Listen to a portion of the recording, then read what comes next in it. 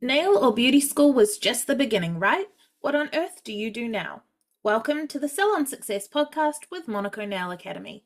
Our topics stretch beyond nails and into all things salon related business, marketing, and social media, and at the very least hits you with real, honest stories about our experiences. This isn't school, this is real life, real business, and really freaking hard work. Before we get started, wherever you are, thumbs up, tag a friend in the comments, or hit that share button and support small business. Hey guys, Penny here from Monaco Nail Academy, and today I'm joined by Hannah. Hi. And by Ariana. Hi. And we're going to have the best time deep diving into Ariana's story and goals and all sorts of things. And just a reminder before we get started to use my code HANNAH10 for 10% off all courses. I get a kickback from these enrollments and they're how we support the production of the podcast. Alrighty, so we have not had Ariana on the podcast before. She's a brand new voice for you guys. And this whole thing started because, and I copy and pasted it, but this whole thing started because in a group chat about 7 billion years ago, Ariana said, I'm still in the trenches of trying to earn back my startup costs. And my brain went, that sounds like a podcast. 100%. And we've rescheduled it a couple of times. So we're actually a couple of months past that initial conversation. But let's start with just your background. Tell us how long you've been a nail tech, what you're like, everything. Tell us everything. Okay, that's a deep dive. I started doing nails back in 2014. It was actually the same time I started makeup artistry, and I found it wasn't creative. I didn't have enough creative freedom. With makeup or with nails? With makeup, yeah. Oh, yeah. You think when you watch the, beauty influencers, because they're all putting galaxies on their faces, that it's creative and then you just do balls and weddings? Exactly. That was exactly my experience. After studying, I came out of it and went straight into ball makeup and weddings, and it was really cool to be part of something meaningful, but I really didn't have the creative freedom I wanted. Yeah. And then a family friend said, oh, why don't you start doing nails? And then she got me an apprenticeship with a lady in town, and it kind of started from there, and I dropped makeup. See ya. What Yep. Did you do a qualification back then, or did you just work with the salon? So I worked with the salon that I was in a local place until about, I would say 2017, and started an apprenticeship then for a qualification. And then I was at that place for quite some time and got a certificate, and then it all kind of fell through when I left. Yeah. So once I left, I was trying to find something a bit more accommodating because I have a child on the spectrum and he was really struggling to start school. And I found that if I could go on my own, I could be a lot more accommodating. And that was something I enjoyed about nails, is I could work it around myself. Whereas if I was doing makeup, I'd have to be working around other people and their events and their time. True, I never thought about that. I would hate that. So I did that, and I opened up a small space in the town that I live in. Which is where? Upper Hutt in the Hutt Valley in Wellington. And I was there for a couple of years until I was pregnant with my now 3-year-old. But I had hyperemesis, so I was severely sick. And I found I wasn't my best for my clients. Yeah. And ended up letting it go so I could take a part-time admin job. Devastating. Yeah. It was a bit dimming, felt like I was dimming my light, sitting in a little office being normal. Presenting normal too to people as well, and I wasn't allowed to be quirky or anything because I had to be professional, and not that you can't be quirky and professional. And then after a couple of years of that, I was over it. Yeah. Really over it. And I put everything in storage, so I thought, let's start buying stuff again, because in my head I'm like, that is always okay, if I plan ahead, I'm not going to be rushing into anything. Yeah. So I started buying stock and stuff for an imaginary salon about 1.5 years ago. Which is where the startup costs come in. That's where the startup costs came in. So it all started from there. I kind of just had those big giant storage boxes, the plastic ones, in my garage, and was slowly filling them And then about 6 months ago, I bought those boxes into my lounge because I'm like, okay, it's going to happen now. So I have to get a visual of it every day. So So fun. I love there was a that. giant pile of containers in my lounge. And I would go through it and I would buy something online and check that I've not already got it or old stock because I didn't want to double up on anything. Yeah. And then those boxes got full. So I put some boxes in storage at my partner's dad's house. And then I still had half empty boxes in the lounge. Once they got full, I was like, crap, I really need to find somewhere. I had been looking for about, gosh, I would say more than a year, but maybe the last 8 months a bit more seriously for a Is this space. a commercial space? So you didn't Yeah, want a it commercial from home. space. Yeah. I knew this time that I wanted to sublease because something I learned from the first time was that if I am leasing on my own, if I'm not working, I'm not making money. Yeah. And if I'm not making money, there's just a big amount of pressure to not even make ends meet, just to break even. Yeah, and it really stops it being fun. It does. And I think that was what was happening last time. And I didn't want to happen again. So I was looking around for it seriously for about 6 months properly. And then I'd kind of given up. I was working at Kiwi Bank again because I'm like, I need the money. Yeah. And then I got a message from my makeup supplier saying, hey, have you seen this space in Lower Hutt, which is just a town over from me, about up to an hour on traffic days. Gross. Yeah, but I was like, okay, messaged them, went and had a look the next day, and then signed the lease the day after that. That is how it always goes, I swear. It is, yeah, because everywhere in Upper Hutt, I'm looking at like $400 a week to sublease a small room, like the size of a single bedroom. So when you say sublease, you have a room in someone else's commercial space. Yeah. Yeah. But the whole room is yours? Yes. That's nice. I always thought Yeah, so something that sorry? I always thought that your place was like at home. No. Oh. No, I don't know if I can handle it now that I've got a toddler. I did in the past work around it, just lashing. I kind of gave up on nails only because it's I'm a bit more particular about the way things are and set up. And when I was doing lashes, because I'm a qualified lash artist as well, I was able to just pop up a bed and work from a bag. Whereas nails, I have to know where everything is. And I'm a creature of habit. So if something's not in its place, it'll mess with me. Yeah. So yeah, I needed a space. And I had too much stuff at this point to not be in a this space. whole thing was just a collecting hobby. Yeah, it was.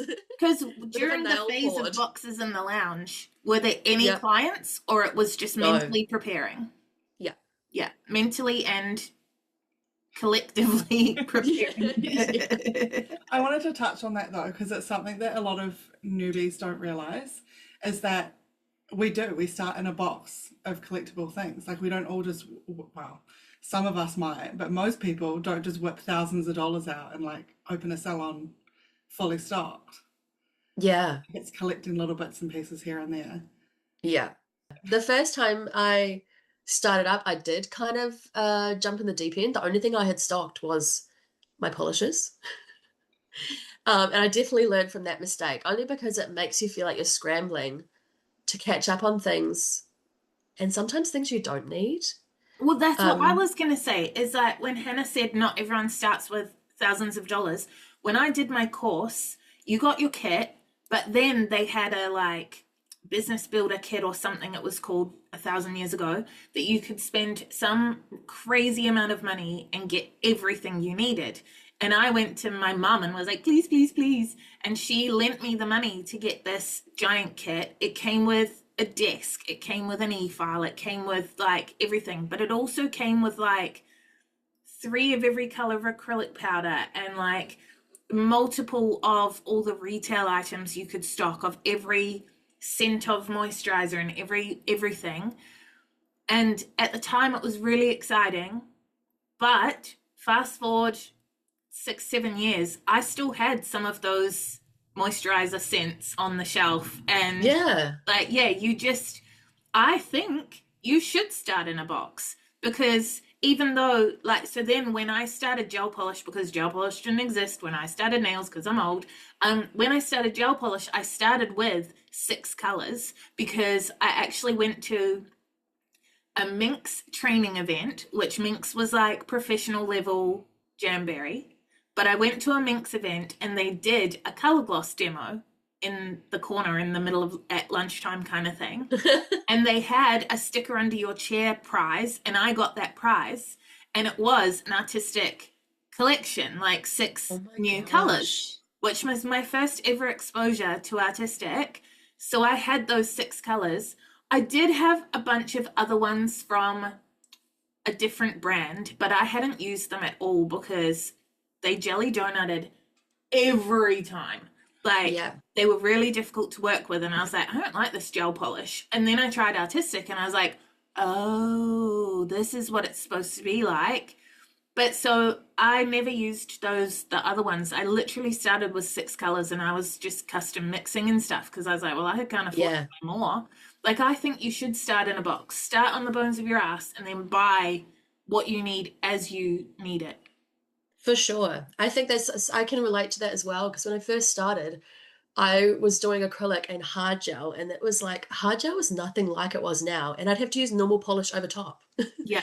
And I'd be curing in a UV light, and it's like at least 2 minutes a layer. Oh, it was just, I think back and I think, how was I mentally sane? Yes. Doing that long just to get some clear coats.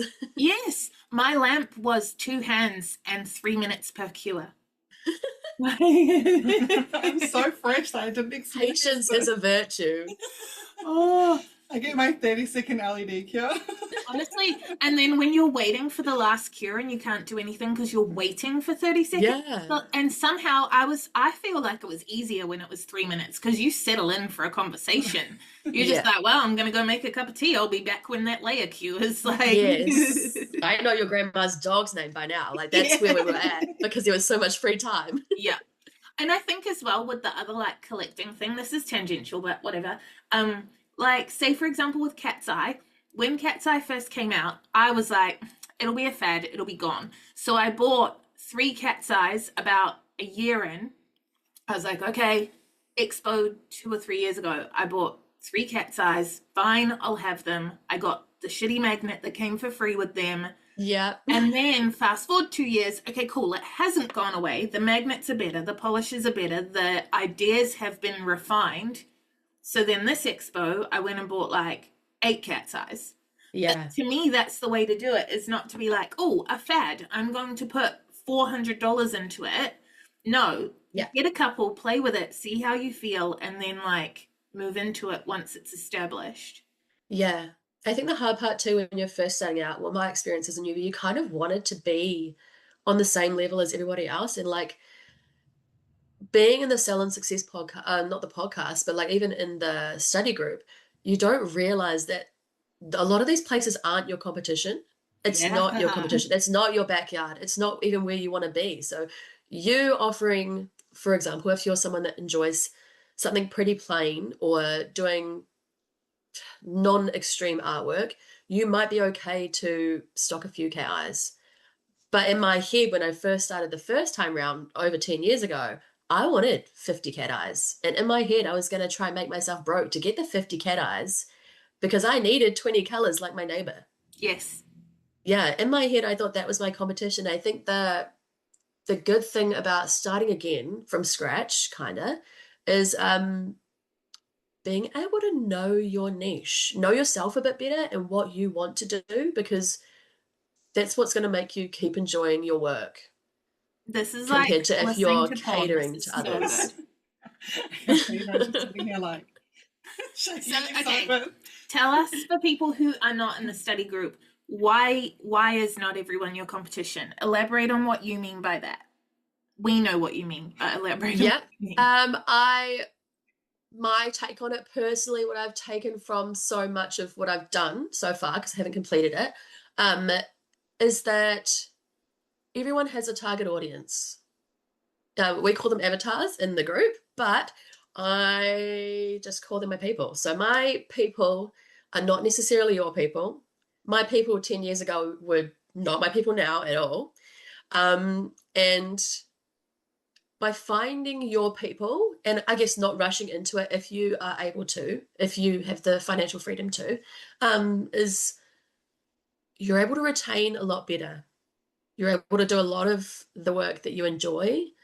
And I think it makes you, in my opinion, more financially stable in the long run. If you can retain the people that you enjoy and enjoy you and your work, you're not going to run into as many road bumps as you might if you just rushed into it and catered to every single lady, the lady with the dog walking down the street, the lady that's retired and sits at home and wants to look at her nails all day, the lady that's busy and office job that has lots of money and wants a fast manicure, the lady that has just had a baby and she's looking for something to treat herself but doesn't have the time to do it every 3 to 4 weeks. So it's all I took from it. Once you find your people, which I had a solid view of what I wanted to do this time around, there's less road bumps because you retain, instead of having walk-ins, maybe you book by appointment, but people that come into your salon in your salon life and leave because they are just an occasional, or you've got a sale or something like that where they want a one-off or can't themselves maintain coming back to you. It's so much easier to be able to market to your target audience and have only those people come through if you can afford to. And it's slow and steady for sure, like getting the right people, but you're 100% right. If you start off by getting the right people, they're going to keep coming back forever and ever, instead of having this churn constantly, which saves you money because then you're not ever having to, a lot of the advice that I give to you guys is based on growing a salon. There's a whole other phase of maintaining a salon. Yeah. It's just a whole other thing. Like when we're teaching people how to do social media and they're looking at mine and being like, but you don't do that. And I'm like, yeah, because I'm in maintenance mode now. Yes. I've earned the right to sit back and not do that. But you bet your bottom dollar I did it back then. Yeah. You got to grind to begin with. Yeah. And sometimes that grind. People don't understand how much grind there is when they look at someone who is successful, who has the 50 cat's eyes, and they look at someone and they're like, but she did it, so I should be able to instantly do it. No, that person has put so many hours and hours and hours and hours of hustle into getting where they are, and it's you don't walk out with holding your certificate and they all just suddenly turn and look and follow you like the Pied Piper. Hey team, Penny from the future here, interrupting to tell you about something super cool. If you're an aspiring nail tech ready to take the first step towards your dream career, our free 5-day Nail Tech Launchpad is here to help you decide if this is the right path for you. 5 videos over 5 days, giving you a taste of what it's like to be a nail technician, an overview of the basics, and insight into whether this career fits your lifestyle and budget. It's totally free, can be done in your own time with less than a 2-hour total commitment, and it starts on Monday.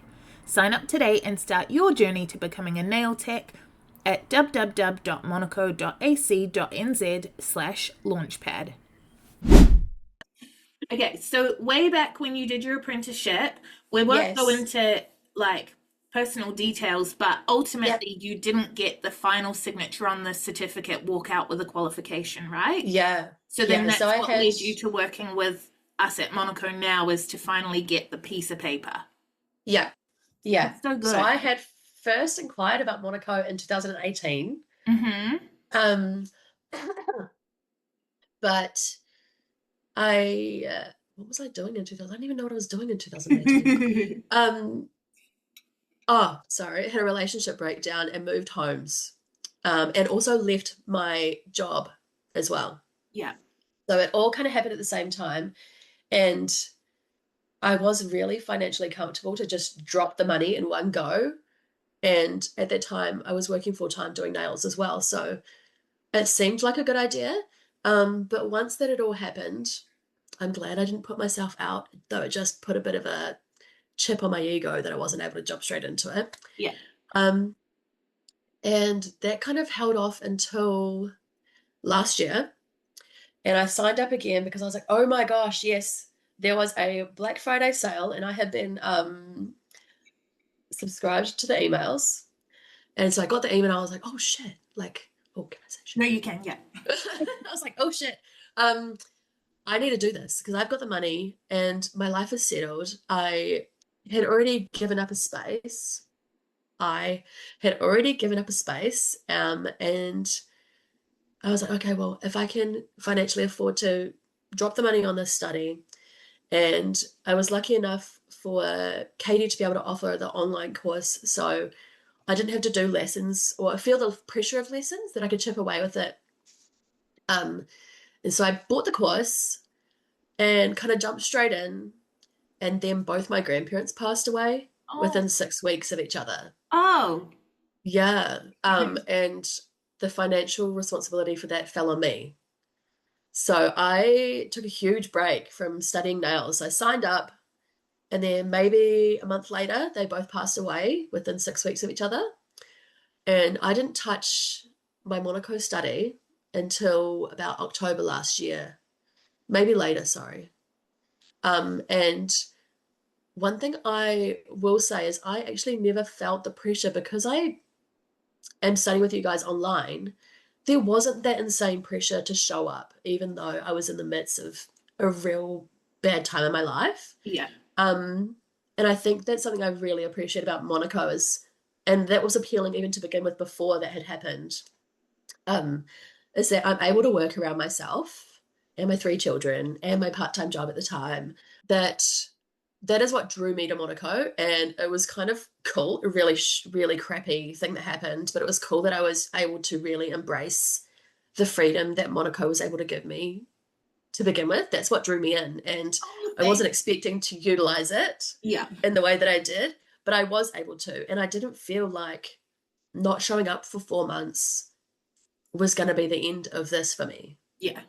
Yeah. Yeah. And that's like quite a thing, really. Like if you could see the emails that come through, you know, there are the deaths, there are people going into hospital, or someone's like husband is dying, or they've just had a miscarriage, or they've like just their house has burned down. Like over the years, the number of absolute tragedies that we inadvertently end up being a tiny part of, like we're just dealing with real people, and there are limitations to how flexible we can be. I will say that, but if we can, like, if I don't know, what goes around comes around. I think if we can be flexible for someone while still being fair to everyone else, of course. I want to backtrack on one thing as well, just because I think it's helpful for people, is how you said that you first looked at Monaco in 2018. So, like, yeah, okay, Monaco's a school and you guys are all salons, but so many people think that you just put a post up and you should have bookings. And so many people think like, oh, but I posted on the community page and no one hit like. Okay, but you haven't built a relationship with them yet. It's social media. They're going to socialize and they don't know you. So if you're at a party, you're going to go and talk to the people you know before you go and talk to the strangers that you've never seen before. So why would it be any different on social media? Like the only stranger you're going to talk to at a party is the most charismatic person who you're like drawn to. So unless you're this magic person on social media, you have to build the relationship. Yeah. Party analogy, you have to be on the outskirts of some group conversations, like make a couple of small comments, and then later when you see someone at the food table, you can be like, oh, yeah, I agree with what you were saying earlier, and you can start to broach that with the stranger. But so you said that you first looked at us like 8 years ago, and we regularly get people sign up. I had someone sign up literally yesterday, and we have a lead tracking spreadsheet. She first inquired 700 and something days ago. Like I could look it up, but I know it was 700 and something days ago. And I tell our training partners every time I get one of those like slow burn enrollments, because I Yeah. think it's important for them to be like, okay, yes, I'm not doing this for nothing if I don't immediately get enrollments. But it's the same for salons. Like, yes, you looked at Monaco and it took 7 years for you to commit and sign up. And in that time, we never like gave up or wrote it off or was like, well, why are we even doing this? Like, we just kept doing things that nurture relationships with strangers to the point that Yeah. then you were like, I'm going to give you money. The same thing with salons. Like, Yeah. you need to keep going. There's no magic. Like, yeah, it's not just going to happen overnight. You have to nurture and build relationships with strangers at parties, like figuratively, and eventually they'll be like, oh, like, I kept meaning to, I'll get people all the time. I was going to book in last Christmas, but then I just got Yes. busy. Like, cool, well, you're here now. Let's rebook you. I think something that's, I'm going to link back to the Salon Success study group. But something that I found when you find your people is that you won't have to work as hard just to get anybody. Like, once you've found, you don't need 20 people that are coming. You don't need to be fully booked to begin with, because if you can find, say, 6 people that fit your goal client, then they're going to speak to their people. And then you're already cross-marketing with people that are already in your niche group. Like, if you've got someone that, say, your target audience is a lady that works in the office and she wants clean, tidy manicures, they're nice and crisp, great cuticle work, plain colors. That's something that's going to be able, she's going to be able to cross-market you to everyone she knows, and you'll automatically start to attract those right people, rather than you stressing out that people haven't liked your messages or your posts on Facebook or anything like that. That's something I've learned from the Salon Success Yeah. group. Jeff Woods. You guys are like saying all the words that I have to say, but I agree. Like, when I first started, I was just posting to anyone and everyone. Like, I just needed people in my seat, and now it's so much easier to write a post when I'm like talking to essentially one person. Yeah. You mean your ideal, Yeah, my avatar. Your people person. My person. Yeah. My singular person.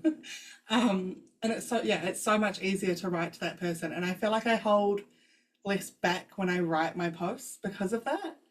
Yeah. Because before I'm like, oh, I can't say that. That might upset this person who's not my avatar. Because my avatar won't be upset by that. Because your 100%. person, your avatar, loves you. It's the same way that, like, if I'm going to text Hannah, then I'm going to text Hannah in a completely different way than I would text you. Like, I don't know you that well. So I would text her in a much more, like, I can say whatever I want and she's still going to love me in the morning. Like, an example of it, like, so I have a post that's scheduled to go up, and it's like basically saying that the way it's phrased is basically like basic plain manicures are boring. Which, like, I'm happy to do a basic like plain manicure, but that's not my thing. I want to do art for everybody. And it's basically saying that, like, while I do art, and while I will do a plain manicure, my person is an art person. And it's by that, and that came from more of like an educator post than a mentor post than getting a client in my chair. But whereas before I'm like, oh no, I couldn't post about how I don't want to do a plain manicure because now I'm not going to get anyone in my seat. Like, exactly, yeah. But your avatar will be like your avatar likes you. Yeah. Because if you created an avatar that doesn't like you, like, there's something wrong. Go back to the Hey guys, Future Penny here again. Just a super quick interruption to let you know that if you head to monaco.ac.nz/subscribe, not only can you sign up to our weekly newsletter, but you'll also get a free video lesson from our course, The Art of Pigments. That's monaco.ac.nz/subscribe. Okay, so where are you at now, Ariana? So I know that when you had your salon previously before your last break, you were like fully booked, smashed it, right? Yeah. And now you're back to square one. You're literally months into it, not that far into it. So what does your current like clientele look like? What do your hours look like? What are you up to? At the moment, so I opened up mid-May, and I currently have actually, maybe 8 now. I was going to say 6. 8, what's the word I'm thinking of? Like regulars? 8 regulars. I was going to say revolving people. 8 regulars I have so far. I gained another 2 last week, and that's why I wanted to speak on your niche person being able to market for you, even if they're subconsciously doing it. So she had gone to a client of mine. She had gone to a birthday dinner, and then the next week I had both her mum and her best friend booked with me. Because she'd gone to the birthday dinner and they'd be like, oh my gosh, I love your nails. And then all of a sudden, I had 2 more nail clients that wanted the same thing as her, the same thing I enjoy providing, without all the hard work of trying to get someone in my chair, like Hannah has said. So I have about 8 regulars at the It moment. snowballs too, right? Because if you have one client, they can only tell so many people. When you have 4, that's 4 chains of people telling people. Now you have 8. That is 8 chains of people telling people. So it will always it'll snowball. And so when I'm just going to go back a little bit further. So when I had decided to start up, I had put everything from my last salon, all my big pieces. So I had put some gel polishes and stuff away, but my furniture and stuff like that, I put it all in storage. And when I had pulled it out, oh my gosh, this would have been 2 weeks. There was only 2 weeks before I moved into my salon. So I had to paint it and everything prior to that. Within that 2 weeks, I had pulled my stuff out of storage and it was covered in mold. Oh no. So as much as I had tried to save and kind of like stagger out the cost over the last year and a half of buying new stuff, that was definitely unexpected. So I then had to buy, because I'm lashing as well, a new desk, a new lash bed, new chairs, all of that stuff, new shelving. And that's something I felt, as much as it was a crap show to try and do last minute, because I hadn't thrown myself in financially all at once, I was able to. Yeah. And so all up this time round, because I knew what I wanted and what I didn't want from my last time, I knew what brands I wanted to use or try. And I definitely knew the brands I had been using, while they were great and more affordable, they weren't what I wanted to use moving forward. Yeah. And I did want to be able to promote myself as using these pro-only brands. And so this time, all up, it's cost me about 16K overall. Gosh. But I am fully, like, I have everything I need. I don't need anything at all. Anything I need in the future, I've already planned for. So going back to the 8 clients, it may not sound like I am making much money, but my priority is not to make money at this stage. I had talked to my family prior to opening about the financial situation I was about to put myself into. And I have not paid myself once since working. I don't feel bad about it. I'm not struggling, but I think it's definitely something to be aware of. If you would like to stagger it slowly and you're starting from scratch, I didn't have a single client before when I started. Is that if you're okay to, without the stress, without losing the passion for the job that you do, I would recommend starting slowly, and every client that you have and retain just goes towards, like, for example, my lease. It goes towards my insurances, my monthly subscription for booking software. Those, while they look like big costs, smaller costs, so that anything else is just accumulating on the side. Yeah. So for everyone that's now panicking that they don't have 16K. Sorry. That's what I mean. Like, we don't all have money to start, like you say, you built that up. That's not like you had 16K. That's the thing, right? It's 16K over, like, it's money you... About 2 years plus my last stock. Yeah, exactly. That's where I wanted to go with that, is like, for everyone that's like, but I don't have that, You can start with a desk off marketplace, some chairs in a light off 100%. marketplace, and then Yep. probably like you can take clients with $1,000 investment, Yeah. and you won't be happy because you won't have the same 50 cat size that your neighbor has. Yeah. But you can make money off $1,000 Yes. investment Yeah. and use that money to then pay for the next thing. Yeah. Yes. It's something that I like not panic about, but like think about a lot now that I've built the like cabin in my garage, is that like I was doing it on a table in my lounge that I already had, like I had all these things already. And then now that I have this like room in my shed, I just automatically feel like now I'm this person that people look at and go, oh, she had all this money to go and like do this thing. And it's not the case. Like, I don't have that money to just go and do the thing. You know, things happened and it worked out really well and we got to do it. But like, nah, there's no way that I would have been able to like pull 16K out of nowhere. Well, some of the initial investment that you put into building your cabin was because you sacrificed multiple weekends to come here to Kairua, where she would then work. She would come straight from her day job, leave her 2 kids at home with their dad, like come straight here on a Friday night, work until midnight, up at 7, working by 7:30, and work until midnight, 1 a.m. again. Sunday, same thing, 7:30 a.m., working through until either she left in the evening, or sometimes she would then like leave really early Monday morning to go back to work. And like Hannah did that, just talk about you like you're not sitting next to me, multiple times. And then like literally there were times where her partner Jono would text and be like, can Penny prepay you for this afternoon's hours? Because we need to go back to Bunnings. Like, but like, that's the thing, right? Is for everything that we're all saying, like, Hannah didn't pull her cabin out of her butthole. She pulled it out of sacrificing family time and rest and just hustled the shit out of it, found an opportunity and was like, because I said, do you want to help me with theory? She didn't have to take it and make it a 30 hours, 1 weekend thing. Like, yeah, it's hustle. People always tell me like, oh, but at least because I've got a cabin in my front yard, oh, but at least you don't have to pay a lease on it, so your costs must be really low.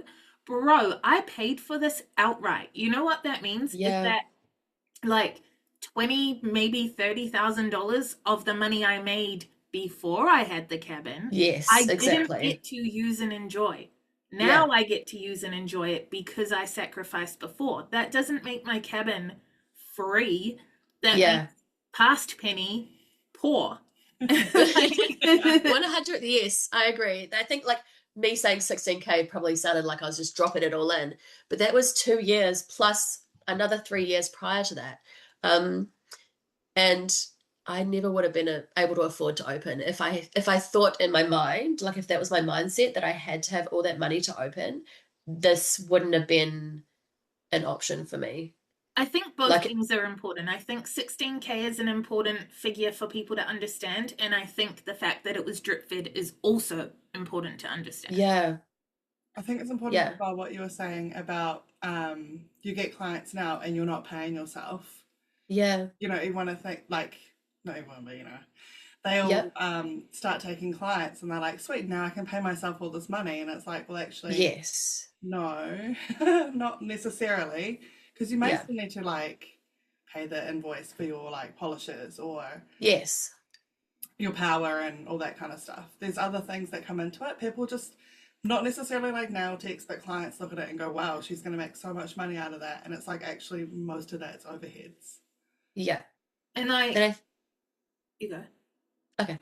I was going to say, I think people don't realize also how much nail techs in particular, like being in the beauty industry, and I managed a beauty salon with everything, waxing, facials, you don't realize how much it costs a nail tech to do their job compared to the payoff. Yes. Yeah. Because I found something. When everyone's stressing about charging, like, as in like us, our students and stuff are stressing about charging X amount of dollars, and you're like, okay, but you didn't do this to get minimum wage or less than. Like, you have to. Exactly. I said in the chat yesterday, my wax lady charges $50. I'm in and out of there in 15 minutes. Give her 5 minutes to change the disposables over. That is still $150 an hour. Like, Yeah. why are we happy to give her $50 for an in and out appointment, but we won't give ourselves the same amount of money? Yeah. Yeah. I think that's a big struggle for nail techs, or yeah, I think specifically nail techs, in my opinion, in my experience, because I do lashes and brows as well. Like, for example, in an eye tree or even an eye tint and a brow tint will take 45 minutes max, and they're already paying $70. So how am I charging less than that? Well, why would you charge less than that to do nails when they take an hour, or at least maybe they take more than that for Yeah. you? But you just, the lack of value also will attract people that don't value you in the way you need to be valued. Yes, Ariana. That's gonna be real. Because if you don't value yourself, and even, for example, if I know Hannah has recently put up her prices, but if someone's charging $150 for a professional, like professionally trained structured manicure, you are not going to attract the teenagers that need bull nails that are going to rip them off and never come back. And then tell And I everyone think, that they went to you and it ruined their nails. yeah, exactly. And it And wasn't so you.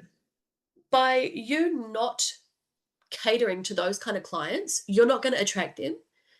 And even if you have 3 people that come to you for $150 nails, that is for sure a client you are going to keep. They're And not you going to pay only that kind of need money. Yeah, they're not going to pay that kind of money and not come back. you only need $350 clients versus 9 $50 clients. So I Exactly. would rather spend the time getting a $150 client than Yeah. spend the time getting 3. Yeah, exactly. And I think that's something when you're first starting out, you really struggle with, because you think, oh, I want to do a $30 nail special. And that seems crazy to me, but that's where I started out as well. Mm-hmm. You don't want to advertise for $30. Heck, you don't want to advertise as your price is full stop, because as soon as you put a number on yourself, that's all you're seen as. Yeah. People will go to your page. People will hear from you. Oh, how much did you pay? Oh, they were $30. It looks like $30. Yeah. You know, or they will feel like it's $30. So then when you do start charging your worth, they're not going to value, because they don't see a value in the service you're providing if they're paying $30. Do you know what I think happens a lot as well is when someone says, like, okay, so when Joe Blogs Public can't afford something and we all do it, we'll go, that is so expensive. Yeah. Everyone will do it, right? The wording is, that is so expensive. Like, even looking at, like, I don't know, something, I'm thinking of something specific that I can't name drop without a Summit spoiler. A specific product that we go, that is so expensive. I can get a Kmart version for like a 10th of that price, less than a 10th of that price. Okay, when we say that is so expensive, we do not mean that is not worth that money. Because Exactly. in the example of this terrible example that I can't actually tell you what I'm talking about, the thing that is 10, 12 times more expensive than Kmart works 10, 12 times better than the thing Kmart. So, and the ingredients that went into it are better. The workmanship of the container is better. The customer support afterwards is existent instead of non-existent. The testing of the product is better. Yes, the safety of everything, you know what's gone into it. Like, so we are not saying that thing is not worth that money. When we say that is so expensive, what we mean is that is not a priority in my budget right now. Because it's not even in most cases, it's not even a case of I can't afford that. Because yes, of course, there are times when we are on the bones of our ass and struggle city. However, if something is really important to you, you're going to find a way, unless you really are like, I'm not slam, like, I'm not trying to say it's easy for everybody. No, absolutely not. Like, we've all had down years where no, there was nothing available.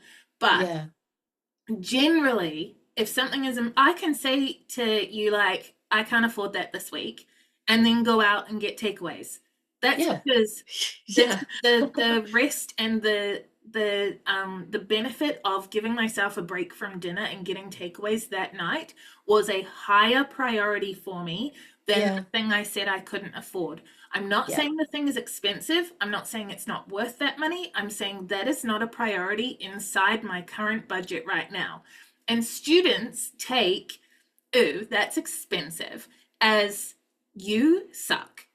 And that's not what people are saying. They are saying, that is not in my budget right now. And sometimes the people who are the least emotionally mature and the projecting their trauma might actually genuinely believe you're ripping us off and that is shit. Well, that's not your people. Those are people dealing with their own trauma and their own healing and their own journey. Forget them. Everyone else is just saying that's not in my budget right now. So go get someone who it is in their budget. Yeah. Like when you're, not even when you're first starting out, but if you're someone that doesn't have a lot of confidence in the work that you're doing, or not just the work, but in your value, someone saying you're so expensive, you might hear that as you're worth less. Like that's how I personally did when I first started. I used to hear, oh, I'm not worth a $60 gel manicure. And this was like 10 years ago, but I'm not worth $60. And then in my head, I would think, okay, well, I need to be, am I $45? Am I a $45 person? Am I a $50 person? Where am I on the scale? Because at $40, I'm getting bookings. Yeah. They're not coming back, but I'm getting bookings. And to me, that was reaffirming that I'm a $40 person, without me realizing that I am lowballing myself, really. And then I wasn't able to grow in the way that I liked because I'm catering to everyone's nana. I'm catering to, I'm getting a 7-year-old girl coming into my desk and I'm painting her nails with normal traditional polish because I'm a $40 girl. Yeah. And though there's nothing wrong with that, if that's where you want to be in 3 years, I say 3 years because in 5 years you'll be a $60 girl, 100%. And if you're not, what are you doing? In 5 years, you better be a $95 girl. Exactly. Or get out. So I think something with that, try to just take that on the chin because other people's opinions, especially if they're negative, they're not your people. Yeah. Yeah, their opinion's not going to change of you. I will say we're not immune either. Like we can sit here and preach it and believe it genuinely, but at the same time, like I know that, like, so for example, if people tag, there's a specific group on Facebook that a lot of our very wonderful students tag us in all the time because people always ask in that group where to go for training. Yeah. And I'll see tags and I get instantly anxious. And literally yesterday or the day before, there was 4 different Monaco grads that tagged us in the same post. And it was someone saying like, I think I saw the post. Quite possibly. Someone saying like, where should I go for training? And 4 people, more than any other school was recommended, 4 people recommended Monaco. But the original poster replied to one of them and was like, I just had a quick scan and it is so expensive. I can't remember. I think she just said it's like very outside my price range. Yeah. Blah, blah, blah.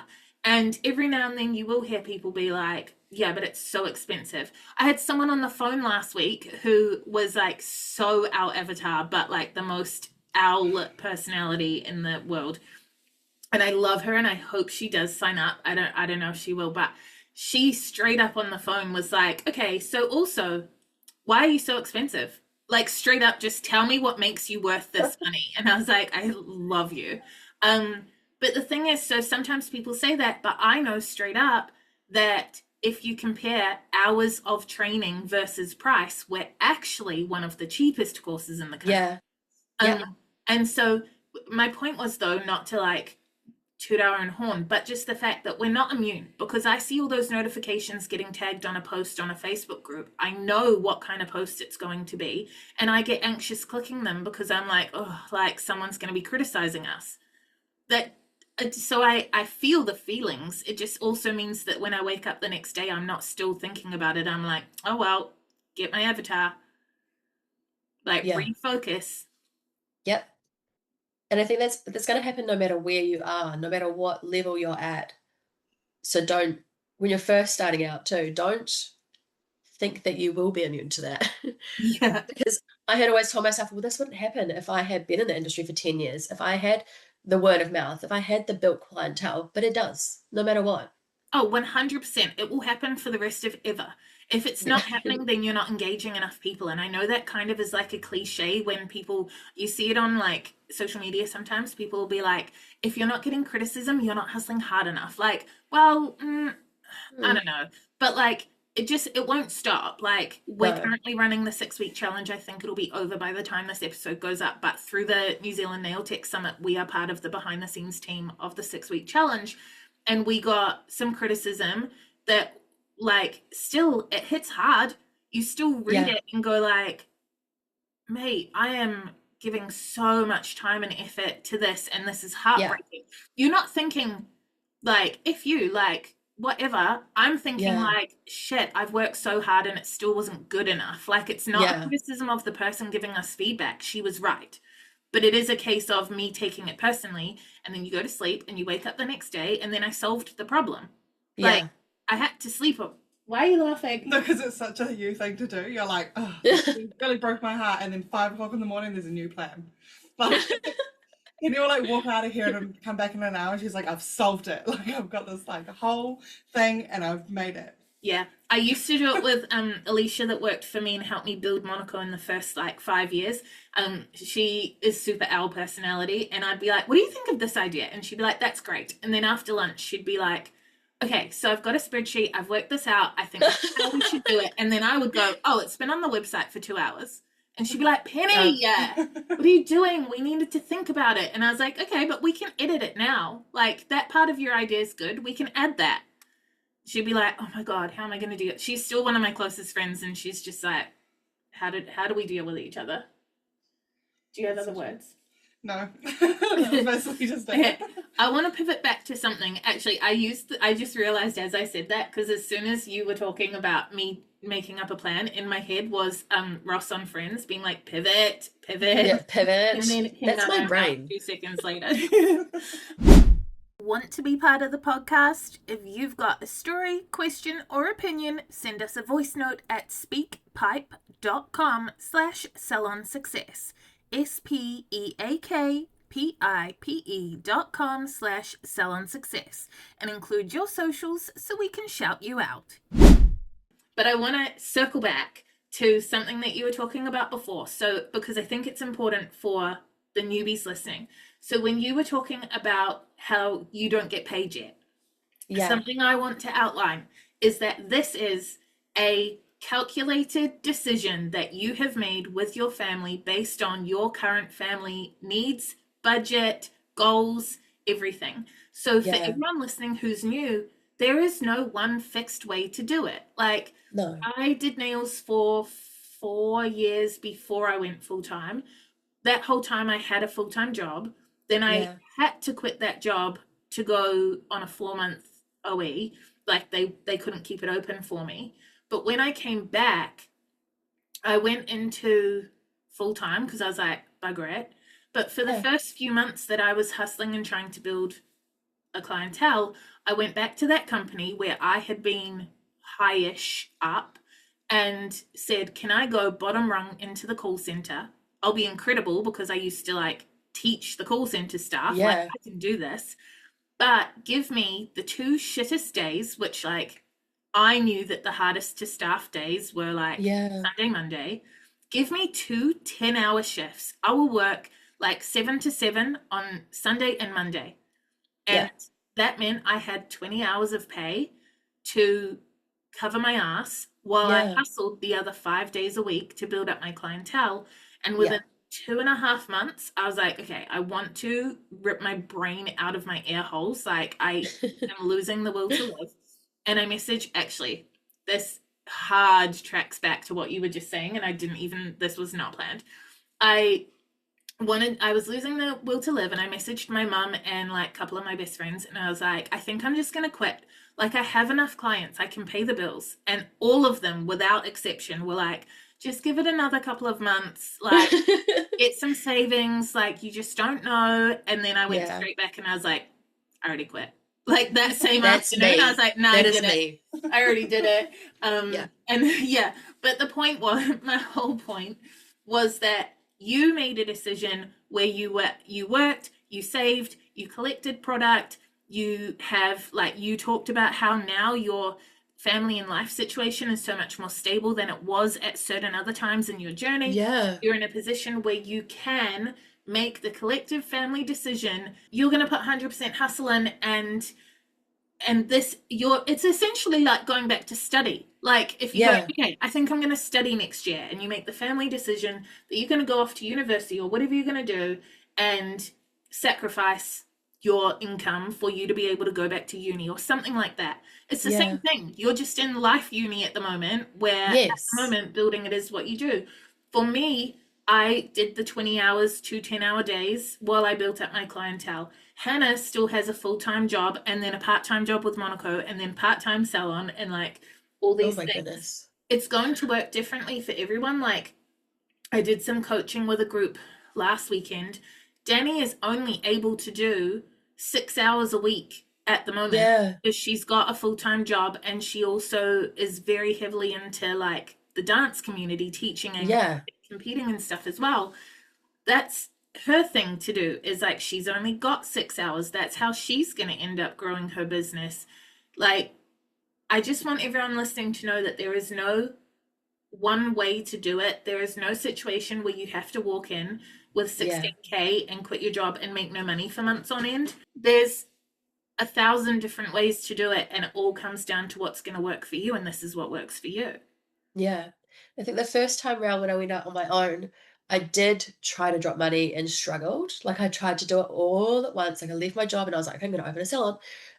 And that was where I really struggled, because I had thrown myself into the deep end. It wasn't the clientele that I struggled with, because without stealing clients, clientele automatically merged over to me. But the biggest thing I think this time around is I knew that I couldn't handle that. I knew that I didn't have the money to drop. I knew that I wasn't able to put myself in full time because it wasn't worth it. If I'm sitting there in a salon that only takes bookings and I'm there 12 hours a day, it's just really not worth it for me to not be prioritizing my time somewhere else, or not paying for daycare on those days because I don't have the clientele for it. So you've got 3 little ones now, eh? Yeah, so I've got 3 children. I've got 1 teenager. And she's so helpful, but I wouldn't want to put the pressure on her for being me in my place. But yeah, something that I really had to think about. I know we're saying 16K, but the only reason I was able to is because if I was to be there more, we would end up losing money because I'm not making the money. Yeah. If that makes sense. I'm not there fully booked. So it's not sustainable for us and for our family. Like when you're saying one size doesn't fit all. Cost comes in many forms. It's not always, money is not the only cost. Things can cost you time, cost you like life satisfaction, cost you family. Okay, so it's not all about, you're in a situation money. Where you have 8 regular clients, you're in a sublet commercial space, you've done your financial investment, and now you're in the trenches of, I will like basically repaying the investment so that eventually you will be making bank. So what are you doing currently to market and build clientele? What does your day-to-day look like when you're Penny not from doing the future here, reminding you to sign up for so our free usually I 5-day will nail tech scroll launch social pad. media. It's the find I perfect, no scroll pressure way nails to dip your regardless. toes in and But see if I nail tech scroll life and then is I right for tab you. everything that I want, like inspired by. Monaco.ac.nz So anything I want to post in the future, any sounds that I want to use. I do that usually in the morning. So the kids will get ready for school, they'll go to school, and I have about an hour before I have to start work on my work days. I will scroll social media for about 15 minutes to 20 minutes, tab anything I want to keep. What do you mean tab? I'm old. I don't know what that means. Okay, so on Instagram, or actually on TikTok as well, because I use Instagram and TikTok, I will scroll and then I bookmark everything, but there's certain bookmark tabs. For example, I've got post inspiration, extreme nail art, retention and application, nail hacks, all these different things I have in different tabs so that I can go back to. So there's like there's Reels tab, and I've only just started posting Reels because I'm such a rookie and I don't do social media like that.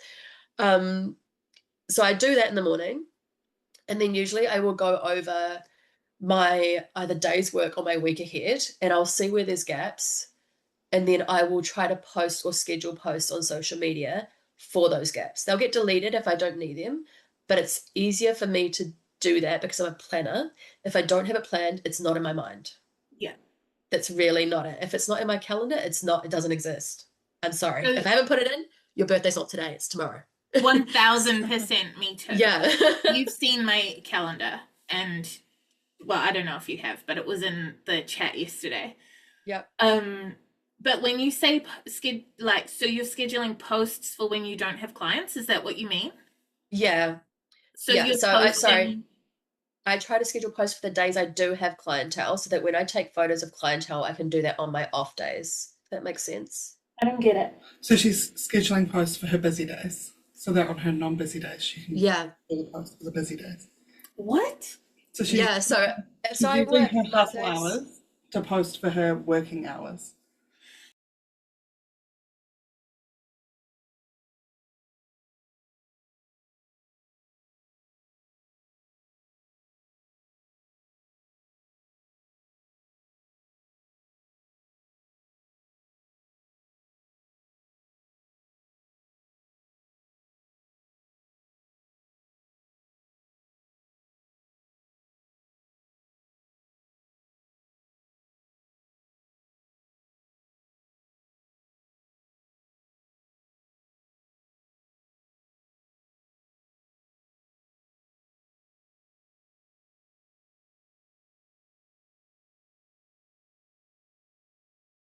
You mean that when you don't have clients, you're working on scheduling so that when you do have clients, you don't have to do anything? Yes, maybe, yes. Yes. So I'm saying, Yes. okay, I work Mondays, Wednesdays, Thursdays. Yeah. The posts that I pre-schedule, regardless, are Mondays, Wednesdays, and Thursdays. So I don't go on social media. I don't scroll. I don't do any of You've that got nothing except for scheduled for the other days, and you'll do it live? yeah. I get it. Or I usually edit client photos from the days I have worked and have those posted on those days. Yeah. Yeah. And then what would be your absolute dream number of regulars? Sitting on 8 at the moment. I'd say about 16 to 20. So you're really nearly there. Yeah. So I don't it's actually want a lot because I want room to move and to experiment. For example, if like I'm a pretty plain Jane, so I like some subtle clean girl nail art at the moment, I'm finding, but I do want room to be able to post and advertise for models for extreme art if I want to try something or a different service or anything like that. If I've got holiday nails, I'd like to schedule in someone without having to move any of my regulars. Yeah. It's such a fun way to do it. Yeah. Something I have found trying to break even in marketing as well. I actually am lucky enough. So when I have been looking for a salon space, I really wanted to be aware of what was in my area. So the first time around when I opened, I was leasing a property as part of a mall group, like a shopping mall. You had a shop in a mall? No, so I had a shop I was going to upstairs say, above. that is they're so hard.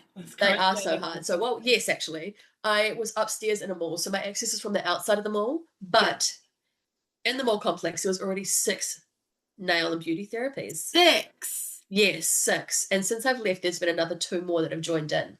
Crazy. Yeah, so when I had got in there, I was like, okay, it's affordable. I hadn't factored in my area and that was going to be a huge competition for me. Yeah. Because the clientele that did think of me as a $40 nail girl went downstairs. And also, I think there's a perception of who belongs in a mall, and it is not a high-priced boutique nail tech. No, it's not. So then they're going to walk into a mall with a certain expectation. You're immediately not meeting that expectation. Exactly. And I don't know about the mall that you were in, but some malls, you have to be open specific hours. You have to be open, like certain open and close times. You have to be open every day of the year that the mall is open. Yeah. You have to, some malls expect you to put money into certain promotional events that they do, even though it's the mall doing it. Crazy insurances too. Correct. And some of the malls require you to refit your shop every 2 years. It is, when you walk past any shop in a mall, like, holy shit, power to them. Because If that. Yeah, that was something I hadn't thought about because again, it was word of mouth. So I got the place from the friend of a client, and because they were the mall manager.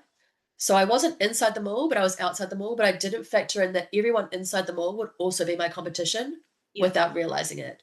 Only not competition in the way that I thought at the time, but in a way that I was fully booked. And I didn't realize a lot of my clientele thought of me as a $40, $50 nail girl because they could get that at the bottom of my stairs. That's where I had people drop off. Yeah.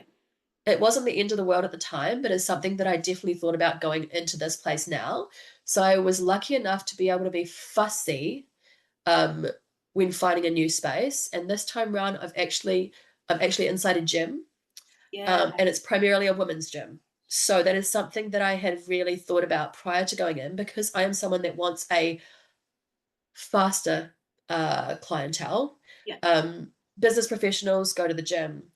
People that care about their appearance go to the gym. You have new mums that go to the gym. All these people are already putting the time and dedication into their looks, their health, the way they view themselves and want others to view them. That was something that was a selling point this time round without the competition. Yeah. And if you don't mind sharing, you said before that you were paying $400 a week, I think. So what's the difference subletting? So that was back in 2020 actually, because I started up when COVID hit and people thought I was really going to struggle and I didn't.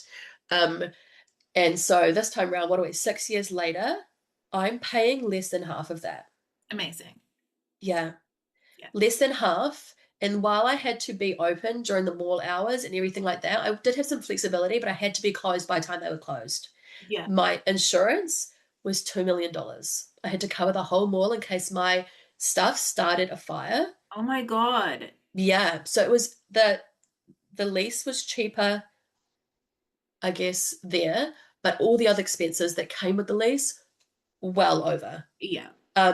Whereas this time it's just me. I'm the only other professional that's in the building besides the gym members and the gym owners. I have no other competing businesses. I would love to have more complementary businesses because there are other rooms, but that is something that was something that appealed to me. That's why I signed the lease so fast, all of those things, because I already had a checklist of everything I needed because I knew my numbers, I guess. And if you're willing to put in the grind to start your nail business, I would say the biggest profit you could give yourself is your time prior to opening and making sure you know your numbers, know what you need, know your financial costs coming into it and your ongoing costs. Because if you are paying yourself, like Hannah mentioned earlier, you're taken away from those costs when you've not got the money for it in the long run. Yeah.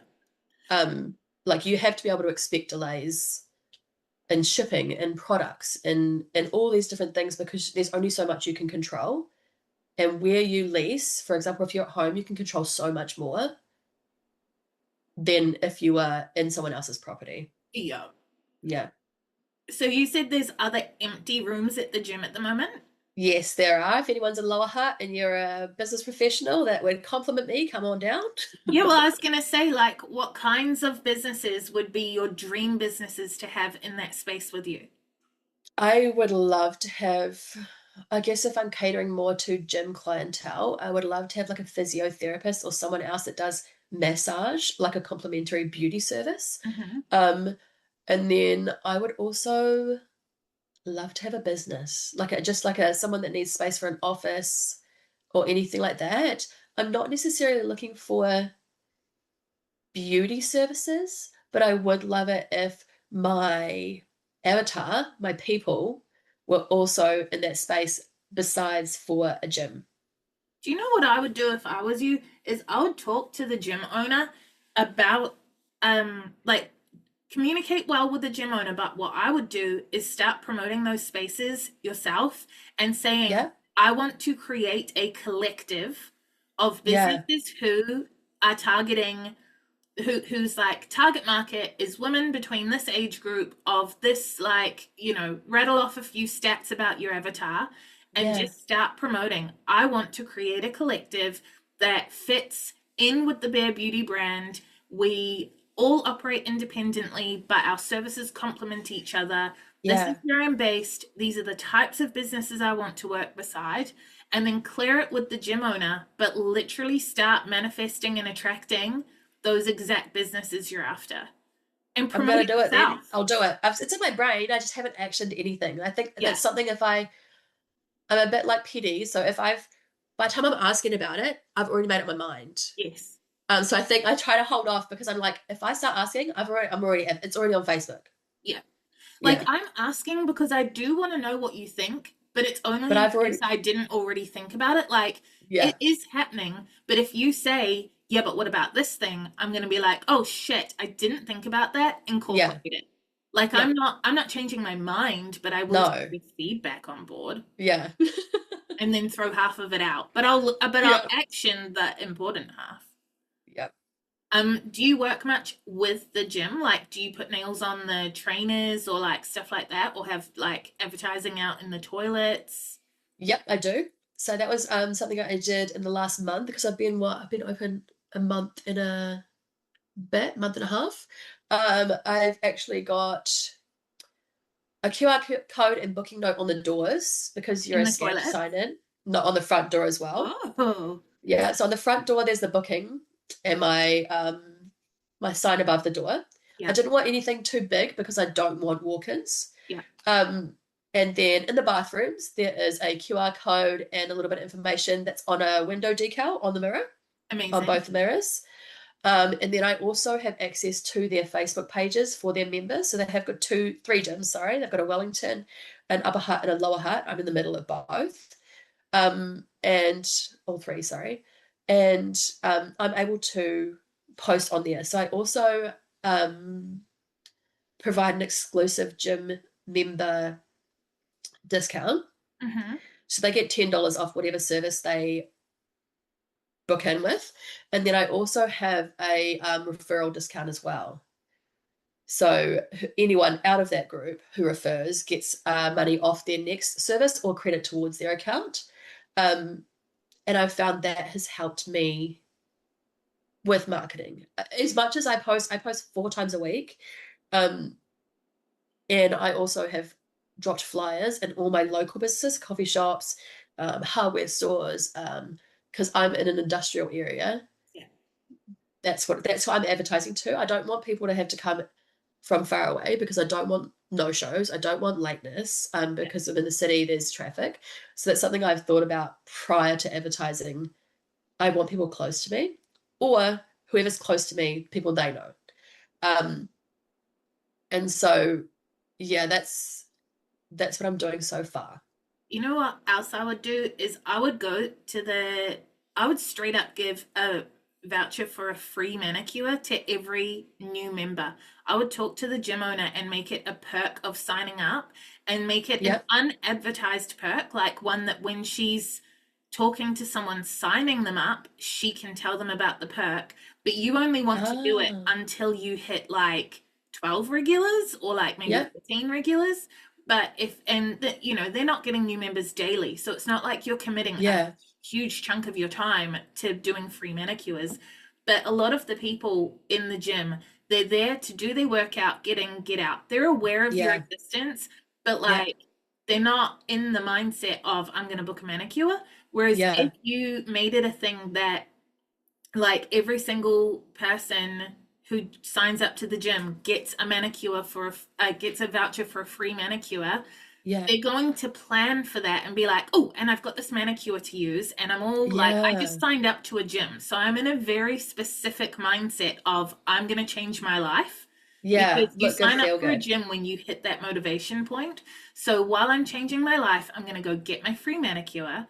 And now they've had an hour of one-on-one conversation with you. Even if they don't become a regular immediately, they now know you. And as they get to know people at the gym, they're going to be like, oh, yeah, I went to her. She's real good. Yeah. I hadn't thought about that, and that's such a good idea. You just don't want it to be a thing that they advertise as a forever perk of signing up. You just want it to be I'm going to write that down. Yeah. Do you have words?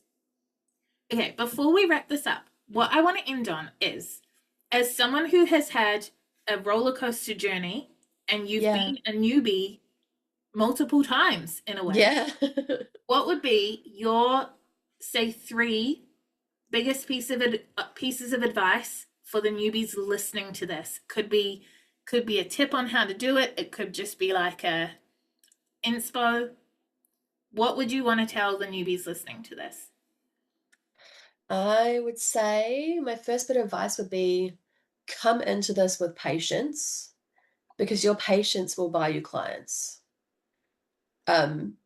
If you are sure about who you are and what you want and have that as your goal, every decision you make after that will lead to that. I think my second one would be a lot of people and a lot of techs and a lot of clients when they're first starting out think $70 for a manicure is $70 profit. And if you can scrap that from your brain, you won't regret it. Yeah. Because I feel like when you first start out, you see yourself as a monetary value. I did personally. And if you can remove yourself from the money aspect, not physically, but mentally, you won't struggle as much if you don't see yourself as that dollar sign that's on your piece of paper or on your booking website. Love that. And my third thing I would say is that once you figure out who your clientele is, reiterate to yourself that it's not your competition. Everyone's not your competition. And if you're okay to not be competing, you'll be building. Heck yeah. That is my third thing I would say. Because if you can say that Sally down the road that's offering a $50 manicure, or, you know, there's a huge concentration of nail techs in my area, if you can tell yourself that you're not competing, you'll feel it. And then your focus will automatically shift to building. And your clients will see it too, that you're not competing, you're building. Yeah, and you need to focus on yourself, not other people. You will grow when you focus on yourself. Yes, you're only stunting your own growth if you're not focusing on yourself.